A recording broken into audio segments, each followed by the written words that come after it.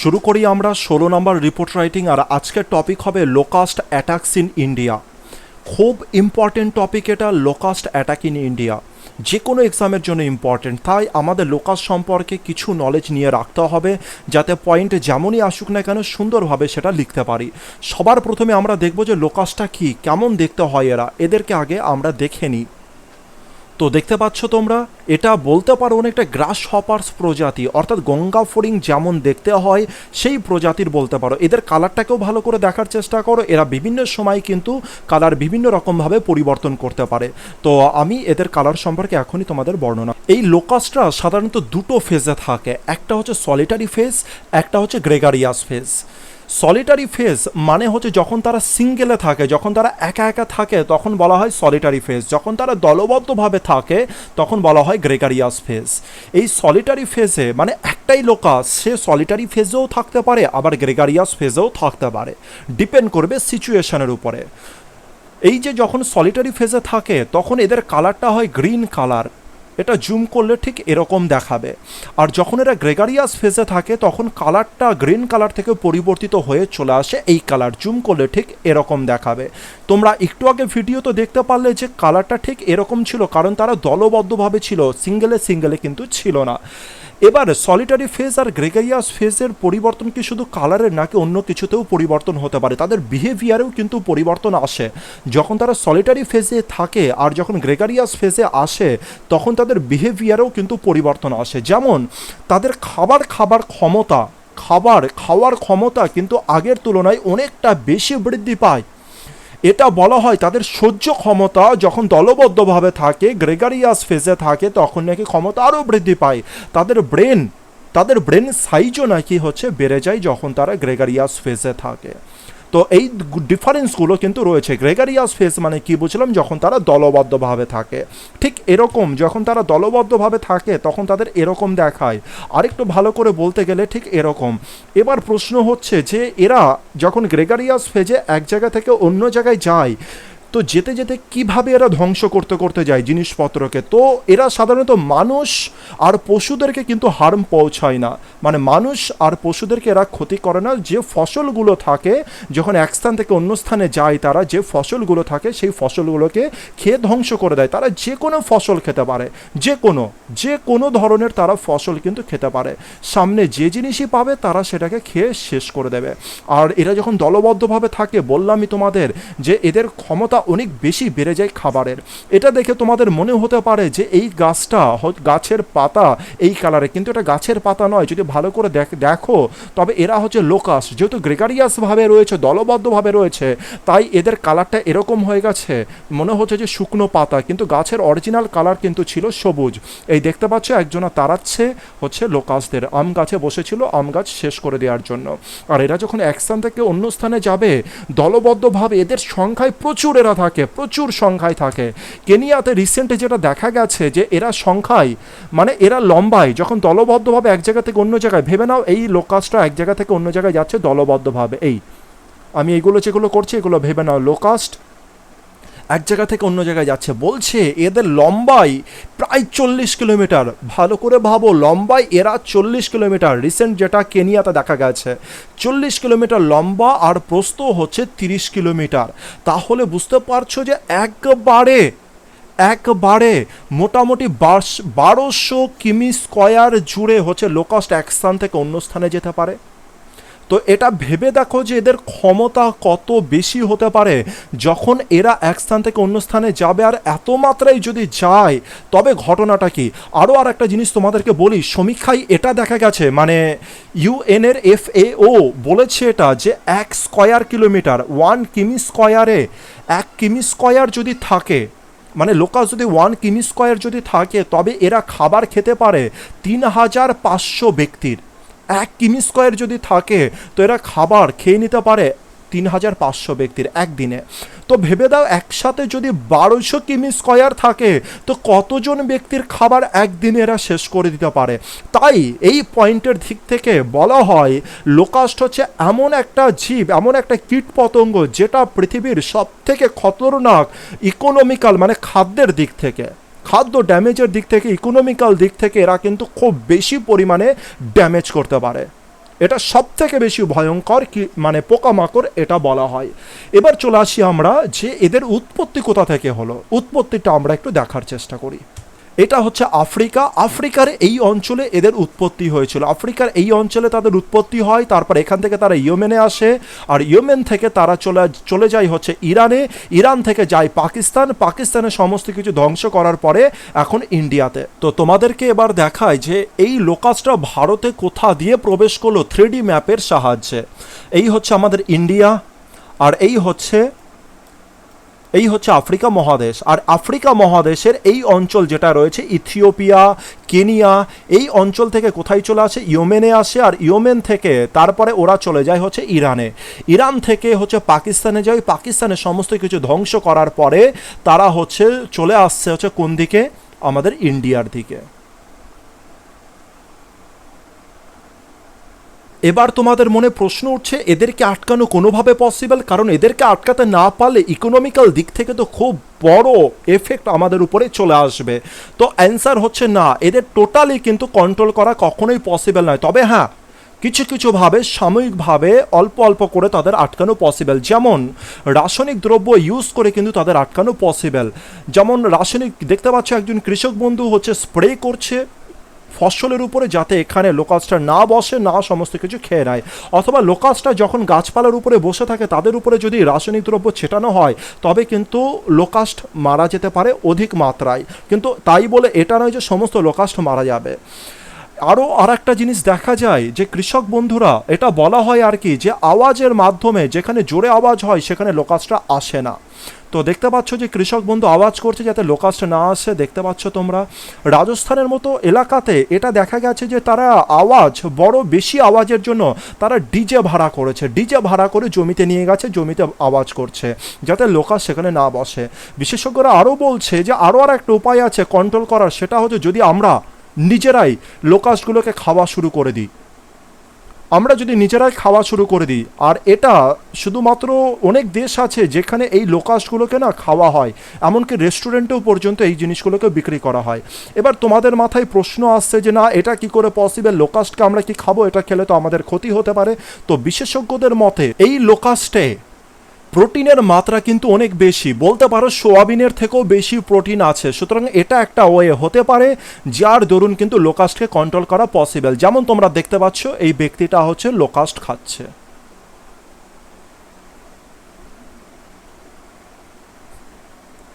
তো চলে আসি আমরা আমাদের পয়েন্টের দিকে।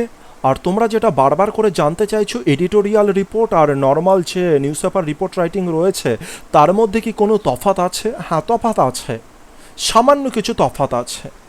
নর্মাল যে রিপোর্ট রাইটিংগুলো হয় সেটা তোমরা দেখেছো যে নিউজ পেপারগুলো আর কি, বিশেষ করে বাস দুর্ঘটনা, ট্রেন দুর্ঘটনা, ব্যাংক রবারি, মানে একদিনে এই ঘটনাগুলো ঘটে যায়, গ্যাস লিক, এই জিনিসগুলো ঘটে যায়।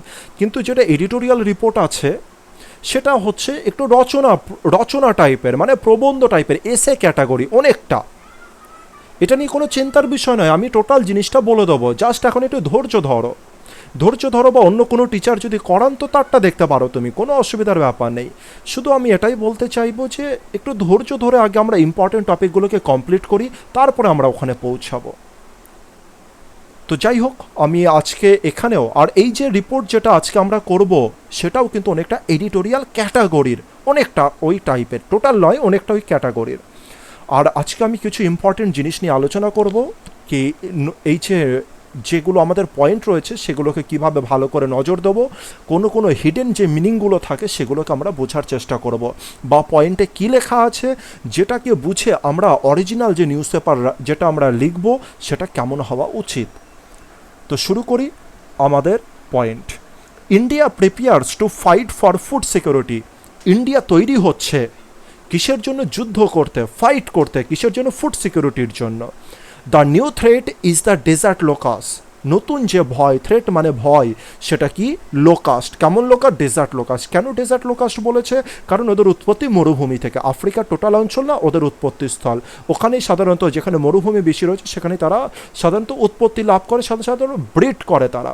বর্ষাকাল যখন আমাদের পরিবেশ যখন ময়েশ্চার মানে বর্ষাকাল হয়, যখন ভিজে থাকে, আশেপাশে যখন গাছপালাতে সবুজ রঙের পাতা জন্মায়, সেই সময় তারা খুব বেশি পরিমাণে ব্রিড করে। আর ব্রিড করে তারা, এটা বলা হয় 3বার যখন তারা ব্রিড করে তাদের গুণ নাকি তারা প্রচুর মাত্রায় যত পরিমাণে ছিল তার থেকে অনেক গুণে তারা বেড়ে যায়।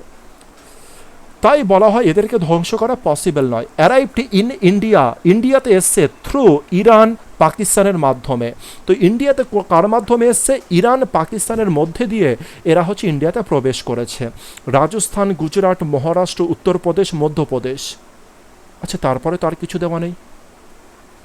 এই ব্যাপারটা কি? এই ব্যাপারটাকে একটু বোঝার চেষ্টা করি। তারপরে তো একটু অন্য জিনিস দেওয়া আছে, এখানে একটা দাগ দেওয়া ছিল, এখানটা দেখায়, এটা তো টোটালি আলাদা একটা পয়েন্ট। তাহলে এই অর্থটা কি? এর অর্থ কি এরকম বোঝাচ্ছে এই লাইনটার যে ইন্ডিয়াতে প্রবেশ করেছে ইরান, পাকিস্তান, রাজস্থান, গুজরাট, মহারাষ্ট্র, এগুলোর মধ্যে দিয়ে ইন্ডিয়াতে প্রবেশ করেছে? না না না, এরকম ভাবনা তো কখনোই হতে পারে না।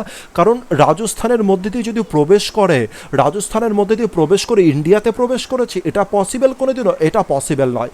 সুতরাং এই জায়গায় কিন্তু এছাড়া আর অন্য কোনো কিছু লেখাও নেই যার থেকে আমরা বুঝবো। সুতরাং এখানে আমাদের অবজারভেশন পাওয়ার কিন্তু ইউজ করতে হবে। তো এখানে কি বোঝাতে চেয়েছে এক্সামিনার, এখানে কি বোঝাতে চেয়েছে? তো ভালো করে বোঝো, এই ব্যাপারগুলো ইম্পর্টেন্ট। সাধারণত যারা মুখস্থ করে নেয় না যে স্যার এই ইম্পর্টেন্ট পয়েন্টটা লিখে দিন, এটা করুন, ওটা করুন, আমি বলছি না যে খারাপ, অবশ্যই একটা আইডিয়া রাখা উচিত, কিন্তু যে এই পয়েন্টগুলোকে শুধুমাত্র মুখস্থ করতে, কোনো স্যার লিখিয়ে দিলেন, কোনো বইয়ে আছে জাস্ট মুখস্থ করে চলে গেল, পরীক্ষাতে ওটা আসলেই হুবহু লিখে দেবো, সেই প্রসেসটা রং। তোমরা যে কোনো টিচারকে ফলো করো আর তার থেকে, ওনার থেকে এটা শেখার চেষ্টা করো যে উনি কীভাবে লেখেন, তার অ্যাপ্রোচটা কী সেটা দেখার চেষ্টা করো। এতে কি হবে? তোমার মধ্যে নিজস্ব রাইটিং অ্যাবিলিটি বৃদ্ধি পাবে, যেটা ইম্পর্টেন্ট যে কোনো এক্সামের জন্য। একবার যদি বৃদ্ধি পেয়ে যায় রাইটিং অ্যাবিলিটি, তো কেউ তোমাদের আটকাতে পারবে না। এইটাকে বৃদ্ধি করার চেষ্টা করো, না কি কারোর থেকে মুখস্থ করার চেষ্টা করো। তো আর এটার জন্য আরও কী জিনিস দরকার? কিছু কিছু সূক্ষ্ম সূক্ষ্ম ব্যাপার দরকার, যেগুলো বুঝতে হবে। আর এইটাকেই বোঝানোর চেষ্টা করছি। এই পয়েন্টটাকে যদি লক্ষ্য করা হয়, এই পয়েন্টে কোনো কিছু লেখা নেই, জাস্ট কিছু স্টেটের কথা লেখা আছে, কিছু রাজ্যের কথা। তো কি বুঝবো এখান থেকে? এর থেকে আমরা এটা বুঝতে পারি, তার আগের লাইনে দিয়েছে ইন্ডিয়াতে প্রবেশ করেছে এর মাধ্যমে, ইরান আর পাকিস্তানের মাধ্যমে, তারপরে স্টেটের নাম দিয়েছে। তার মানে আমরা এখানে বলতে পারি রাজস্থান, গুজরাট, মহারাষ্ট্র, উত্তরপ্রদেশ, মধ্যপ্রদেশ, এই সমস্ত জায়গাতে, এই সমস্ত রাজ্যে লোকাস্ট কী করছে? অ্যাটাক করছে। এটা আমরা ধরে নিতে পারি। তারপরে কি রয়েছে দেখা যাক। Locust spread across an area of 1 kilometre can it as much food as 35,000 people in 1 day. যেটা আমি তোমাদেরকে বলছিলাম যে যখন লোকাস্টরা আসে তখন তারা তো দলবদ্ধভাবে আসে। আর দলবদ্ধভাবে মানে কি শুধু এইটুকখানি, মানে ওরা দলবদ্ধ মানে কি এইটুকু 2-3টে লোকাস্ট আসে? একদম নয়, ওরা বিশাল মাত্রা জুড়ে লোকাস্ট আসে, বিশাল মাত্রা জুড়ে।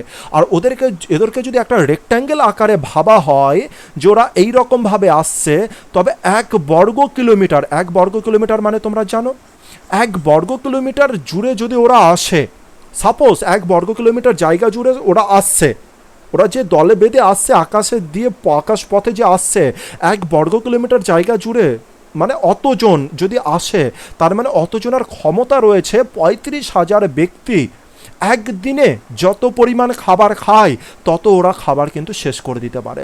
আর যেটা কেনিয়াতে ছিল, কেনিয়াতে কত বর্গ কিলোমিটার বলেছিলাম? 1200 কিমি স্কয়ার, এটা বলেছিলাম। এবার ভেবে দেখো 1200 কিমি হলে কত গুণ, 1200 গুণ খাবার আরও বেশি ওরা ধ্বংস করে দিতে পারে। কত ভয়ানক ভেবে দেখো এরা। তো যেটা আমি বলছিলাম, এরপরে কি রয়েছে দেখা যাক। 60 control teams with spray vehicles are deployed মানে হচ্ছে মোতায়েন করা। তো এবার পয়েন্টে তো টোটালি আলাদা জিনিস চলে আসলো। এবার বলা হচ্ছে যে কী কী ব্যবস্থা নেওয়া হচ্ছে। 60খানা কন্ট্রোল টিমকে উইথ স্প্রে ভেহিকেলস মানে 60খানে কন্ট্রোল টিমকে নিয়োগ করা হয়েছে, ডিপ্লয় করা হয়েছে, যাদের মধ্যে কি ক্ষমতা আছে উইথ স্প্রে ভেহিকেলস, মানে হচ্ছে যাদের মধ্যে কি আছে স্প্রে ভেহিকেলস, যার মাধ্যমে কি স্প্রে করা হয়। তো সেই সমস্ত গাড়ি দেওয়া হয়েছে যার মধ্যে স্প্রে করার ক্ষমতা রয়েছে, সেই সমস্তগুলো টিমগুলোকে কি করা হয়েছে, নিয়োগ করা হয়েছে। মোর দ্যান 200 সেন্ট্রাল গভর্নমেন্ট পার্সোনেল মানে হচ্ছে কর্মচারী বৃন্দ, কিন্তু পার্সোনেল আছে আর এনগেজ। তার এবার কি বলেছে, 200রও বেশি সেন্ট্রাল গভর্নমেন্ট কর্মচারীদেরকে নিয়োগ করা হয়েছে এই বিষয়ে হ্যান্ডেল করার জন্য। বিসাইডস মানে হচ্ছে এর পাশাপাশি 5 কোম্পানিজ উইথ 12 ড্রোন মানে তোমরা জানো, ড্রোনটা একটু দেখানোর চেষ্টা করে, এই যে ড্রোন যেগুলো আকাশ পথে চলে, বিভিন্ন কাজে ইউজ হতে পারে। তো এখানে যে কাজে ইউজ হয়েছে সেটা হচ্ছে স্প্রে করার কাজে। তো দেখো যে বিভিন্ন কোম্পানি, 5খানা যে কোম্পানি রয়েছে উইথ 12 ড্রোনস মানে 12খানা ড্রোনের সমেত আর ডিপ্লয়েড, তাদেরকে মোতায়েন করা হয়েছে ইন রাজস্থানে কি করার জন্য, স্প্রেইং পেস্টিসাইড মানে যেটা বলছিলাম কেমিক্যাল আর কি, যার মাধ্যমে পোকামাকড় মারা যায়, কীটনাশক।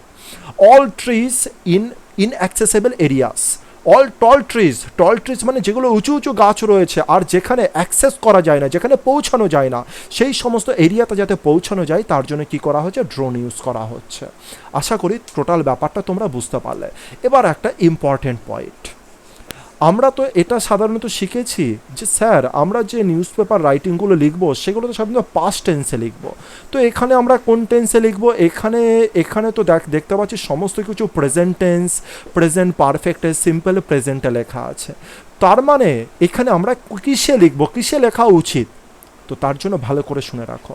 সবার আগে বুঝবে, খুব ইম্পর্টেন্ট জিনিস, খুব ভালো করে বুঝে রাখো অরিজিনাল জায়গাগুলো কাকে বলে। এই পয়েন্টগুলোকে যদি না নজরে রাখো তবে কিন্তু মুশকিল হতে পারে। তো এইখানে তোমার সবার আগে তোমাকে দেখতে হবে পয়েন্ট কিসে লেখা আছে। পয়েন্ট দেখতে পাচ্ছ তুমি টোটালি প্রেজেন্ট টেন্সে লেখা আছে, টোটালি প্রেজেন্ট টেন্স। আর এই পয়েন্ট পড়ার পরে তোমাদের একটা ফিলিংস নিশ্চয়ই জাগছে। ফিলিংসটা কেমন জাগছে, মানে এই পয়েন্টে তোমাকে কোন জায়গায় পৌঁছাচ্ছে সেই ব্যাপারটাকে বুঝতে হবে। যেমন এইখানে বলছে ইন্ডিয়া তৈরি হচ্ছে যুদ্ধ করার জন্য, ফুডকে সেভ করার যুদ্ধের জন্য ইন্ডিয়াকে তৈরি হচ্ছে। বলছে নতুন যে এখন থ্রেট যেটা আসছে সেটা হচ্ছে এটা, ইন্ডিয়াতে এসছে কিসের মাধ্যমে, হচ্ছে পাকিস্তান আর ইরানের মাধ্যমে। আর এটা কোথায় স্প্রেড করছে, গুজরাট, এই সমস্ত জায়গাতে। তারপরে বলছে যে 60খানা এই যে টিম রয়েছে এদেরকে ডিপ্লয় করা হয়েছে, মানে নিয়োগ করা হয়েছে, 200 জনের বেশি জনকে নিয়োগ করা হয়েছে, 12খানা ড্রোন নিয়োগ করা হয়েছে। এর থেকে তুমি কি বুঝলে, কোন জায়গায় তুমি আছো, এই পয়েন্টটা কোন জায়গায় তোমাকে পৌঁছাচ্ছে, কোন জায়গায় মানে কোন সিচুয়েশনে পৌঁছাচ্ছে এখনকার, মানে আজকের ডে যদি বলা হয়, আজকের ডেতে কিন্তু এই যে লোকাস্টের ব্যাপার কিন্তু কমপ্লিট, কিন্তু আজকের ব্যাপার অনুসারে ভাবলে চলবে না, বা পরীক্ষা কোন দিন দিচ্ছ সেই অনুসারে ভাবলে কিন্তু চলবে না। তুমি দেখো যে পয়েন্ট তোমাকে কোন জায়গায় নিয়ে যাচ্ছে, খুব ইম্পর্টেন্ট পয়েন্ট। আজ শুরু যেখানে আমরা করেছিলাম যে নর্মাল একটা ব্যাংক রবারি এই সমস্ত জিনিস দিয়ে, আজ কিন্তু সেখান থেকে লেভেল অনেক হাইয়ে পৌঁছে গেছি আর অনেক ডেপথের কথা বলছি। ব্যাপারগুলোকে খুব ভালো করে বুঝে নিও। এই ব্যাপারটা হচ্ছে তখনকার ব্যাপার, এক্সামিনার তোমাকে চেয়েছে যখন সবে হচ্ছে কারা লোকাস্টরা সবে মাত্র ইন্ডিয়াতে প্রবেশ করেছে, সেই জায়গায় তোমাকে নিয়ে যাচ্ছে, সেই জায়গা অনুসারে তোমাকে ভাবতে হবে আর সেই অনুসারে তোমাদের কিন্তু লিখতে হবে। সুতরাং সেই সময় মানে যখন লোকাস্ট অ্যাটাক করছে আর এই সমস্ত রাজ্যে অ্যাটাক শুরু হয়েছে, সেই সময়ের সিচুয়েশনে তুমি পৌঁছে গেছো। আর সেই সময়ের সিচুয়েশনে যদি তুমি পৌঁছে যাও, তুমি কি পাস্ট টেন্সে লিখবে? একদম পাস্ট টেন্সে লিখবো না। তার মানে এর থেকে আরও আরেকটা কথায় বলা যেতে পারে যে আমাদের পয়েন্ট যে ধরনের থাকবে, যে টেন্সে থাকবে, সেই টেন্সেই আমরা সাধারণত লেখার চেষ্টা করব। কিন্তু তার সাথে সাথে আমি যে অরিজিনাল ফ্যাক্টটাকে বলার চেষ্টা করলাম ওটাকে খুব ভালো করে বুঝিয়ে নিও আমি কী জিনিস বলার চেষ্টা করেছি। এবার চলে আসছি আমরা টাইটেলের দিকে। টাইটেল আমি দিয়েছি লোকাস্ট অ্যাটাকস ইন ইন্ডিয়া। এটাকে তোমরা টোটালি ক্যাপিটাল লেটারে দিতে পারো, অথবা প্রতিটা ওয়ার্ডের ইনিশিয়াল লেটারগুলো তোমরা ক্যাপিটালে দিতে পারো আর বাকিগুলো স্মলে দিতে পারো। নিচে বাই স্টাফ রিপোর্টার লিখতে পারো, অথবা বাই স্পেশাল কারেসপন্ডেন্ট লিখতে পারো, আওয়ার স্পেশাল কারেসপন্ডেন্ট লিখতে পারো, কোনো অসুবিধার কোনো ব্যাপার নেই। এরপরে প্লেস, তার মানে কোথা থেকে তোমরা লিখছো সেটা লেখো। তারপরে রয়েছে ডেট, যেদিন পরীক্ষা দেবে সেই দিনে ডেট দাও, যদি মেনশন না থাকে পয়েন্টে তবে কোনো ব্যাপার নেই, এগুলো নিয়ে এত চিন্তা করো না। এবার প্রশ্ন হচ্ছে যে ওপেনিং প্যারাগ্রাফ কি হতে পারে। তো ওপেনিং প্যারাগ্রাফ দেখো, এটা যেহেতু একটু এডিটোরিয়াল ক্যাটাগরির, তো এইখানে কবে হয়েছে, কিভাবে ঘটেছে, কতজনা মারা গেছে, এরকম কোনো ব্যাপার নেই। তো এটাকে একটু বুদ্ধি করে লেখার কাজ করতে হবে। আর এইগুলো লিখতে পারলে না এডিটোরিয়াল লেটার তোমরা হচ্ছে লেটার নয়, এডিটোরিয়াল রিপোর্ট তোমরা অনায়াসে কিন্তু লিখতে পারবে। যেমন এখানে পয়েন্ট দিয়েছে, ইন্ডিয়া প্রিপেয়ার্স, ইন্ডিয়া তৈরি হচ্ছে যুদ্ধের জন্য ফুড সিকিউরিটির, আর নিউ থ্রেট হচ্ছে ডেজার্ট লোকাস্ট। তাহলে ইন্ডিয়া তৈরি হচ্ছে কিসের জন্য? ফুড সিকিউরিটির জন্য। এখানে কিভাবে বাড়িয়ে লেখা যেতে পারে, এটাকে আরেকটু সুন্দর করে কিভাবে গুছিয়ে লেখা যেতে পারে সেটা দেখা যাক। তো দেখো কি লিখেছি, অ্যালংসাইড মানে পাশাপাশি, আর গ্লোবাল প্যান্ডামিক, এই যে গ্লোবাল প্যান্ডামিক যেটা হচ্ছে মানে করোনা ভাইরাসের যে ব্যাপারটা, তার পাশাপাশি India prepares to fight yet another battle for food security. এই যে গ্লোবাল যে প্যান্ডামিক হচ্ছে, ইন্ডিয়া তার মধ্যে তৈরি হচ্ছে কিসের জন্য? আরও আর একটা নতুন ফাইটের জন্য, নতুন যুদ্ধের জন্য। এবার দেখো সেকেন্ড লাইনটা কিভাবে লিখেছি। সেকেন্ড লাইনে জাস্ট বলেছে the new threat is desert locust, বলেছে নতুন থ্রেট হয় ডেজার্ট লোকাস্ট। এই সেন্টেন্সকে আমি কিভাবে লিখেছি, আমি কিন্তু লোকাস্টের সাইজ জানি। লোকাস্টের সাইজ সাধারণত একটা আঙুলের মতো হয়। দেখো এইটাকে কিভাবে লেখা হয়েছে, দ্য নিউ থ্রেট ইজ কোশ্চেনে কী ছিল? The desert locust. এবার আমি এদের মাঝখানে দেখো কি যোগ করেছি, the new threat is millimetre in size but millions in number. তারা তো সাইজে মিলিমিটার, কিন্তু সংখ্যায় কত? লক্ষ লক্ষ, মিলিয়নস মানে লক্ষ লক্ষ। তারপরে কোলন দিয়ে দিয়েছে দ্য ডেজার্ট লোকাস্ট। বুঝতে পেরেছি ব্যাপার? তো এতে দেখো সেন্টেন্সের মানটা কত ভালো লেভেলের বেড়ে গেল। তো নতুন থ্রেটটা কি? নতুন থ্রেট হচ্ছে সাইজে খুব ছোট কিন্তু নাম্বারে প্রচুর, আর তারা কারা? তারা হচ্ছে দ্য ডেজার্ট লোকাস্ট। এর পরের প্যারাগ্রাফে কি বলছে দেখা যাক। তো এখানে রয়েছে জাস্ট ইন্ডিয়া, মানে এই যে তারা অ্যারাইভ করেছে, লোকাস্টরা অ্যারাইভ করেছে ইন্ডিয়াতে ইরান আর পাকিস্তানের মধ্যে দিয়ে। আর কি বলেছে? রাজস্থান, গুজরাট, মহারাষ্ট্র এগুলোতে তারা স্প্রেড করেছে। তো চলো সেটাকে দেখা যাক। সেন্টেন্স আমি একটু উন্নত মানে লেখার চেষ্টা করেছি, আর যাদের বুঝতে একটু অসুবিধা রয়েছে তারা নর্মালভাবে এই সেন্টেন্সটাকে আমি ব্রেক করে দেবো, তোমরা তারপরে সেই অনুসারে লিখে নেবে। আমি এখানে লিখেছি having arrived in India through Iran and Pakistan, the low-caste have not just registered their presence in the border state of Rajasthan and Gujarat, but in the interiors of Maharashtra, Uttar Pradesh, Madhya Pradesh as well. মনে হতে পারে অনেক বড় sentence, একদমই না, একে লেখা খুব ইজি, তোমরা প্রত্যেকে পারবে। শুধু যাদের একটু উইক আছো, এই সেন্টেন্স কেমন ক্যাটাগরির সেন্টেন্স সেটা আমি তোমাদেরকে কখনো প্র্যাকটিস করিয়ে দেবো, আর তারপরে দেখবে খুব ইজি। চলো একটু ব্রেক করার আগে চেষ্টা করি কি লেখা আছে এখানে। প্রথম সেন্টেন্স যখন আমি পড়ছি, having arrived in India through Iran and Pakistan. আচ্ছা এখানে তো কোনো সাবজেক্টই নেই, যে হ্যাভিং অ্যারাইভড ইন ইন্ডিয়া, ইন্ডিয়াতে অ্যারাইভ করার পরে ইরান আর পাকিস্তানের মধ্যে দিয়ে, তো এখানকার সাবজেক্টই তো নেই। দেখো এখানকার সাবজেক্ট না, একদম ঠিক বলেছো, এখানকার সাবজেক্ট নেই, কিন্তু এখানকার সাবজেক্ট রয়েছে দ্বিতীয় বাক্যের শুরুতে। এখানে কিন্তু কমা আছে, ফুল স্টপ নয়। সাধারণত এই জাতীয় বাক্য দুটো সেন্টেন্স দ্বারা তৈরি হয়, আর দুটো বাক্যেরই যদি একই সাবজেক্ট থাকে সেটা প্রথম বাক্যে না লিখে দ্বিতীয় বাক্যে লেখা হয়। আমি করিয়ে দেবো এই ধরনের সেন্টেন্সগুলো, খুব ইজি, একবার দেখে নিলে প্রত্যেকে পারবে তোমরা। তো এই যে লোকাস্ট যেটা রয়েছে, এই লোকাস্ট দেখো এখানে দেওয়া আছে একটা সাবজেক্ট, সুতরাং এই লোকাস্টের পজিশন আমরা যখন পড়বো তখন ভাববো লোকাস্টটা এখানেও লেখা আছে। তো কি হ্যাভিং অ্যারাইভড ইন ইন্ডিয়া, লোকাস্টরা ইন্ডিয়াতে পৌঁছেছে ইরান আর পাকিস্তানের মধ্যে দিয়ে। The locust have not just registered their presence. এবার দেখো রেজিস্টার, এইটাকে কেন ইউজ করেছি, এই ভার্বটাকে কেন ইউজ করেছি রেজিস্টার, তার মানে এটা একটা খুব ভালো মাপের জিনিস বোঝাচ্ছে। বলছে লোকাস্ট রেজিস্টার করেছে, লোকাস্ট তাদের অস্তিত্বকে বুঝিয়ে দিয়েছে যে তারা শুধুমাত্র কোথায় নেই, রাজস্থান আর গুজরাটে নেই, তারা কোথায় আছে? ইন্টেরিয়ার, মহারাষ্ট্রের ভিতরেও পৌঁছেছে, উত্তরপ্রদেশের ভিতরেও, আর মধ্যপ্রদেশের ভিতরেও তারা পৌঁছিয়েছে। বুঝতে পেরেছি? আচ্ছা এবার দেখো এখানে নট আছে আর এখানে একটা বাট আছে।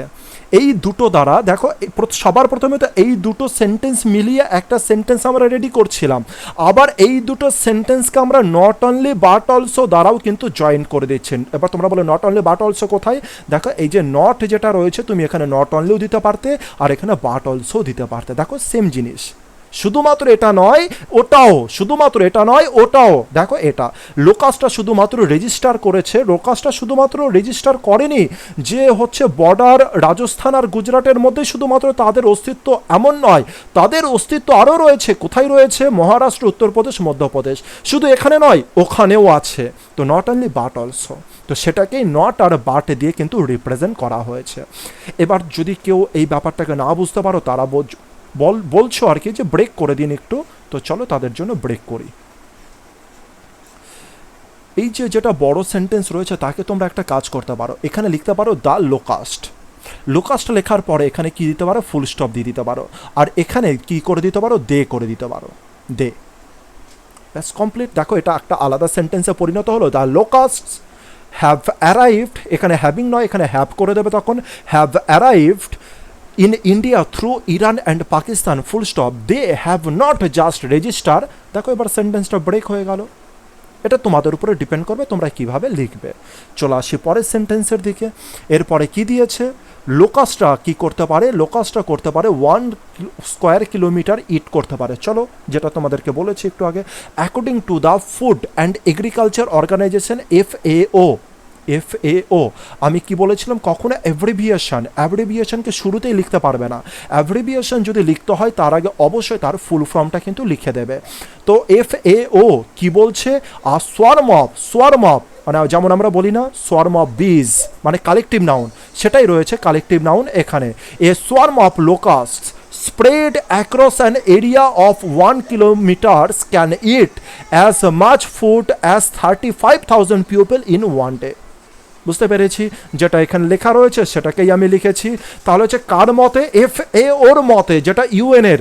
দেখো আমি কিন্তু ইউএনকেও কিন্তু আমি কিসে করিনি, আমি কিন্তু অ্যাব্রিভিয়েশনে লিখে একে ফুল ফর্মে লিখেছি। তো প্রথমবার যখনই লিখবে অ্যাব্রিভিয়েশনে লিখবে না, অবশ্যই তাকে কি করবে? ফুল ফর্মে লেখার চেষ্টা করবে। আর সোয়ার্ম অফ তারা স্প্রেড করছে কোথায়? Across an area 1 kilometre. যদি তারা স্প্রেড করে থাকে, তারা কেমন খাবার খেতে পারে? 35,000 জন ব্যক্তির খাবার কিন্তু তারা খেয়ে নিতে পারে। এরপরে আমি আরও দুটো লাইনে অ্যাড করেছি, দেয়ার অ্যাপেটাইট ইজ ভোরাসিয়াস। আর এটা ভোরাসিয়াসের অর্থ হচ্ছে খুব পেটুক, লোভী, আর তাদের যে খাবার খাওয়ার ক্ষমতা খুব বেশি। One locust can consume food, একটা লোকাস্ট কনজিউম করতে পারে মানে খেতে পারে খাবার, কার সমান খেতে পারে? Equal to its own weight. একটা লোকাস্ট খাবার খেতে পারে তাদের নিজের যত বডি ওয়েট রয়েছে সেই অনুসারে একদিনে। বুঝতে পেরেছি? এই ডেটাটা তোমাদের যদি জানা থাকে তো অবশ্যই এটা লিখে দেবে, অসুবিধার কিছু নেই। যদি তোমাদের ওয়ার্ড লিমিটে যদি প্রবলেম না হয় অবশ্যই লিখতে পারো। তো এবার চলে আসবো লাস্টে একদম, যে 60 যে হচ্ছে কন্ট্রোল টিম যাদের নিয়োগ করা হয়েছে, 200-র বেশি সেন্ট্রাল গভর্নমেন্ট যাদের নিয়োগ করা হয়েছে, সেন্ট্রাল গভর্নমেন্ট পার্সোনেল মানে কর্মচারী, তার সাথে সাথে ড্রোন ইউজ করা হয়েছে কিসের জন্য? টল ট্রি আর ইনঅ্যাক্সেসেবল এরিয়াসের জন্য। চলো এবার লিখি এটা, মানে লাস্ট লাইন কনক্লুডিং পার্ট। মানে এই মুহূর্তে এই যে থ্রেটকে আটকানোর জন্য আমরা কী কী স্টেপ নিচ্ছি সেটাই। Presently 60 control teams with spray vehicles war diploid in Rajasthan, Gujarat, Madhya Pradesh, Uttar Pradesh. তো দেখো বর্তমানে মানে এই সময় কি কাজ করা হচ্ছে? 60খানা কন্ট্রোল টিমকে কি করা হচ্ছে? নিয়োগ করা হয়েছে। 60খানা কন্ট্রোল টিমকে নিয়োগ করা হয়েছে। তাহলে এই যে উইথ স্প্রে ভেহিকেলস এরা কারা? 60খানা control teams are deployed in Rajasthan. এই যে আর যেটা রয়েছে, এই যে ভার্ব যেটা রয়েছে, এটা কিন্তু এই সাবজেক্ট অনুসারে 60 কন্ট্রোল টিম অনুসারে কিন্তু আর বসেছে। এই যে উইথ স্প্রে ভেহিকেলস এই অনুসারে কিন্তু বসেনি। তাহলে এরা কারা? উইথ স্প্রে ভেহিকেলস এরা কারা? এরা হচ্ছে এর সম্পর্কে এক্সট্রা ইনফরমেশন দিচ্ছে, সাবজেক্ট সম্পর্কে এরা এক্সট্রা ইনফরমেশন দিচ্ছে। একটু ভেবে দেখো, 60 কন্ট্রোল টিম যাদের কাছে কি আছে? স্প্রে ভেহিকেলস আছে। বুঝতে পেরেছি? তো 60খানা টিম এদের সম্পর্কে এক্সট্রা ইনফরমেশান দিচ্ছে, কিন্তু ভার্ব যেটা হচ্ছে সেটা কিন্তু এই অনুসারে হচ্ছে না, এটা কিন্তু এই প্রথমকার অনুসারে এই ভার্বটা হচ্ছে। আশা করি ব্যাপারটা বুঝতে পারলে।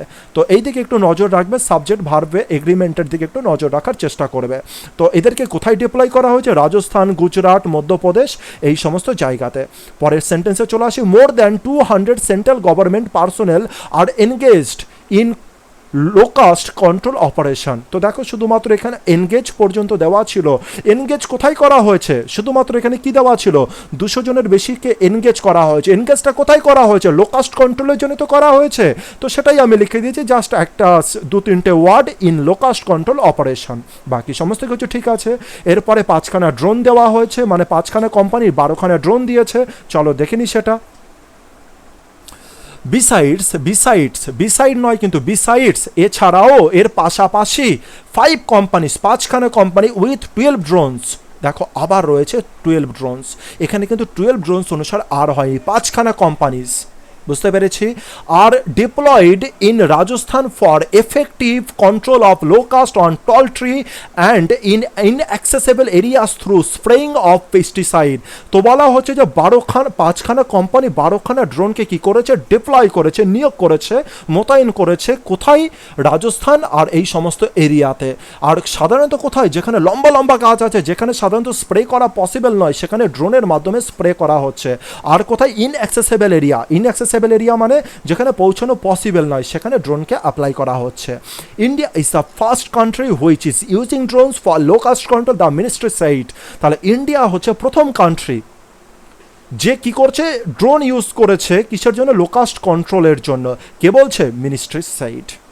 আশা করি টোটাল ব্যাপারটা বুঝতে পেরেছে। এখানে খুব ইম্পর্টেন্ট কিছু গুরুত্বপূর্ণ কথা কিন্তু আমি শেয়ার করেছি, বিশেষ করে পয়েন্ট অনুসারে আমাদের কিন্তু ভাবতে হবে। যেমন পয়েন্টে দেওয়া থাকবে, যে পজিশনে আমাদের নিয়ে যাওয়ার চেষ্টা করবে, শুধু পয়েন্ট মানে ইমেজ করে নিলাম, ওপেনিং প্যারাগ্রাফ কী হলো শুধু সেটা নয়। যখনই কোশ্চেনের মান ভালো হবে, যখনই কোশ্চেন ঘোরানোর চেষ্টা করবে, তখনই কিন্তু এই পয়েন্টগুলোর দিকে খেয়াল রাখতে হবে যে কোন পজিশনে আমাদেরকে নিয়ে যাওয়ার চেষ্টা করছে, প্রেজেন্টে, পাস্টে, ফিউচারে। এই ব্যাপারগুলোকে কিন্তু বোঝার চেষ্টা করতে হবে, খুব ইম্পর্টেন্ট। যাই হোক, প্র্যাকটিস করো আর নিজের যে রাইটিং অ্যাবিলিটি সেটাকে বৃদ্ধি করার চেষ্টা করো, কারোর থেকে কপি নয়। আর যদি খাটো, যদি অনেস্টভাবে প্র্যাকটিস করো, সাফল্য আসতে বাধ্য।